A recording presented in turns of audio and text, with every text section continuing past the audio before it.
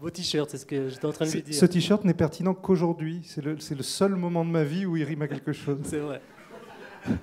Bonjour Johan Sfar. Vous connaissez peut-être, c'est votre nouveau roman. Vous connaissez peut-être, il faut qu'on commence par là. Qu'est-ce que ça veut dire? Qu'est-ce que c'est que cette phrase, vous connaissez peut-être?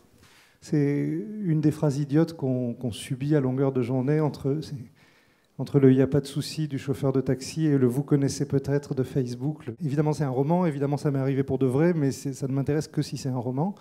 C'est un type qui ne trouve pas mieux que de prendre un chien qui va essayer de tuer ses chats et de se faire une espèce de trip bizarre sur une nana qui est sur Facebook et qu'il ne peut jamais rencontrer.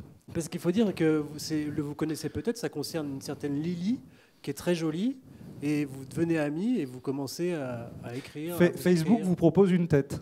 Avec vous connaissez peut-être une meuf qui ressemble à ta mère, pour le faire assez simple. Évidemment, la question de cette aventure, parce que c'est une aventure, c'est une enquête, parce qu'au bout d'un moment, cette fille veut savoir qui c'est. Au bout d'un moment, le chien, il aimerait bien essayer, comment on dit, de le déradicaliser, c'est comme ça qu'on fait, pour qu'il arrête d'essayer de tuer les chats. Aucun animal a été blessé dans cette histoire. Et justement, on rigole, tout le monde rigole aussi.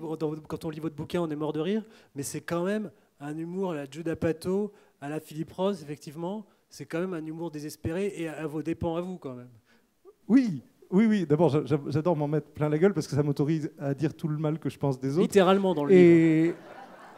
Et c'est pas du tout de la misanthropie. C'est une tentative d'y échapper. J'ai l'air de faire l'andouille, mais l'enjeu derrière ça, pour moi, c'est la question du roman moderne. Comment on fait pour raconter quelque chose d'épique à un public qui se mange 3 heures de fiction par jour, en télé, en cinéma, en machin. Et j'ai essayé de faire ça. J'ai essayé de faire comme au Bonto, d'embrouiller les gens, faire croire qu'on parle de plein de choses, on parle d'une chose très très simple, l'imaginaire bouché par Facebook, le réel défoncé par ce putain de clébard. Et comment tu fais pour sortir de ça? Comment tu t'en sors? Ça finit chez les flics, parce que c'est une enquête. Et ce qui m'intéresse plus que le sujet, c'est comment on raconte une histoire aux gens aujourd'hui.